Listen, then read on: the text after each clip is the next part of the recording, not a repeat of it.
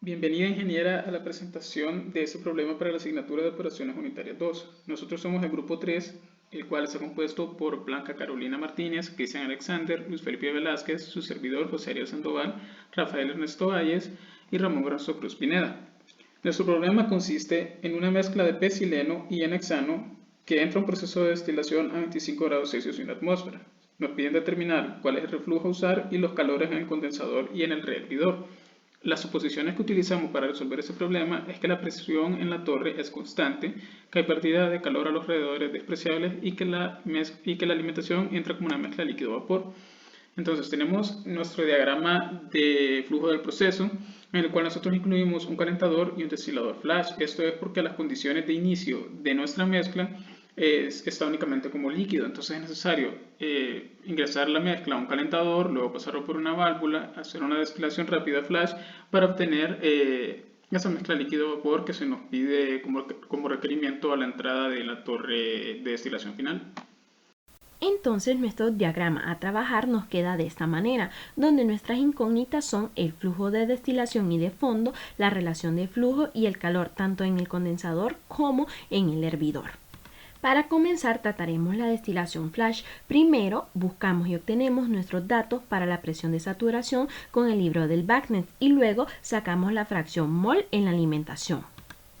Ya con esto nosotros empezamos nuestra iteración para así obtener la temperatura de burbuja y la temperatura de rocío. Luego procedemos a obtener los balances para el componente A y utilizando la ley de Raoult para despejar la fracción de líquido y sustituimos para encontrar la fracción de vapor. Una vez determinado esto, procedemos a efectuar nuestra iteración correspondiente y así determinar la fracción de líquido y vapor. Y con esto nosotros encontramos la masa total, la masa de líquido y la masa de vapor. A continuación, determinaremos el número de platos en la torre de destilación utilizando el método de McKeith, teniendo como punto de partida la suposición de que la relación de reflujo mínimo es igual a 1.05. Con esto en mente, podemos utilizar el balance global para obtener los valores de las corrientes B y D. También podemos utilizar la ecuación de la línea Q para obtener el punto pinch de forma gráfica. De igual forma, podemos utilizar la ecuación de la línea de operación superior para obtener el valor de R mínimo, lo que a su vez nos permite conocer el valor de L mínimo. De manera análoga, utilizamos la ecuación de la línea de operación inferior para obtener el valor de S mínimo, lo que nos permite obtener el valor de B mínimo. Realizando la corrección para el punto pinch, podemos observar que la suposición inicial nos brinda un valor para el número de platos que no satisface las condiciones del ejercicio. Por lo tanto, asumiremos un valor distinto para dicha relación de reflujo mínimo. Utilizando el valor de 1.015 y repitiendo el procedimiento anteriormente descrito, podemos ver que obtenemos un valor que sí cumple con las especificaciones propuestas en el ejercicio. A continuación, presentamos las gráficas primero para el cálculo de la relación de reflujo mínimo, de ahí el cálculo del número de platos utilizando la suposición inicial y finalmente el cálculo del número de platos utilizando la suposición de la relación de reflujo mínimo de 1.015. A continuación se le explicará cómo es el cálculo del calor del condensador total. Como se mira en la flecha azul es un calor que entra. Del balance de masa tenemos los destilados que es 47.63 kmol por hora y calculamos nuestra composición de punto de burbuja que es 74.56 grados Celsius. Calculamos la entalpía del líquido y vapor y nos da un calor del condensador de 713.4121 kW. Para el caso del hervidor es un calor que sale y con esa composición en masa los convertimos a moles y vamos y tocamos el equilibrio y luego nos movemos a la línea de operación y hacemos un balance de masa en calor del hervidor. Calculamos las entalpías y podemos entender que nuestro calor del hervidor para este caso es 544.91 kW. Bueno, para la simulación vamos a utilizar lo que es el simulador de Coco y Shenzhen. En primer lugar, pues vamos a dar una breve descripción a través de lo que es un diagrama de flujo de decisión para nuestro problema. Vamos a definir la operación, que en este caso es una destilación continua. Vamos a identificar los componentes de nuestra mezcla, que en este caso es en hexano y etileno. Vamos a ver si tenemos información de estos componentes y de esta manera pues vamos a ingresar los datos y propiedades que nos proporciona nuestro problema al simulador, como son presión, composición, flujo, temperaturas y etapas. Una vez ingresado esto, pues también vamos a ingresar las propiedades que nos proporcionan pues de la alimentación, su flujo, la composición de esta corriente, así como la fracción de cada una de las fases que están entrando. Vamos también a ingresar lo que son las propiedades de la torre, como lo que es, en este caso tenemos lo que es un hervidor parcial, un condensador total, 7 platos de alimentación, y este entra en lo que es el cuarto plato. Esto va a variar en la simulación, ya vamos a ver por qué.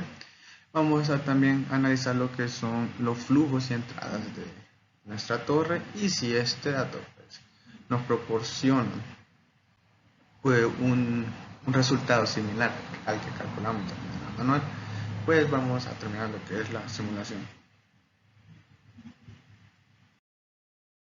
Aquí pues podemos ver lo que es un bosquejo pues, de nuestra simulación, y podemos ver cada una de las corrientes, la alimentación, destilado y lo de los fondos. Podemos ver que esta alimentación pues entra en el sexto plato, y podemos ver un resumen de cada una de las corrientes, la presión en la que está operando cada corriente, la temperatura en la que está operando cada corriente, así como su flujo másico de cada uno. Y también podemos ver las composiciones en cada una de las corrientes y las fases que hay también en cada corriente. Podemos ver pues algo interesante pues que en el destilado, que es donde se está dando una mayor pues condensación pues de la mezcla, pues tenemos una menor temperatura. Aquí donde se está dando una mayor evaporación de nuestra mezcla, pues, que en los fondos pues hay una mayor temperatura.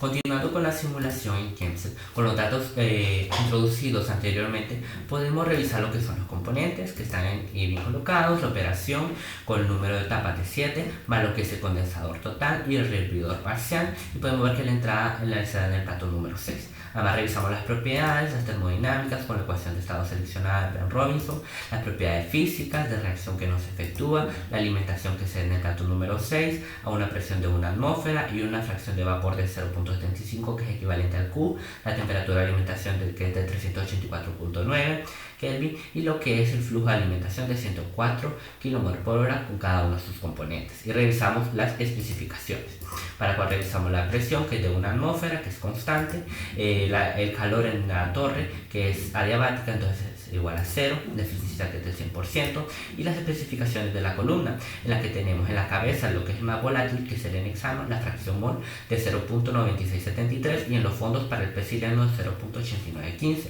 Ya con ello, realizando lo que es la simulación, podemos ver esta tabla que se dan los resultados, en el que tenemos los flujos molares, que podemos verlos, además de los totales que tendremos para la cabeza y para los fondos, además la fracción mol de cada uno de ellos, que ya los habíamos mencionado anteriormente. Con esto nos vamos a ver lo que es la balanza de materia y energía, obteniendo así el calor en el condensador que es de menos 886 kilowatts, y del hervidor que es de 123 kilowatts. Y así podemos realizar un análisis, un estudio paramétrico para ver en qué etapa se da la alimentación. Realizándolo podemos ver que se da en la etapa número 6, ya que el calor en el hervidor es bastante cercano al que se había encontrado aquí.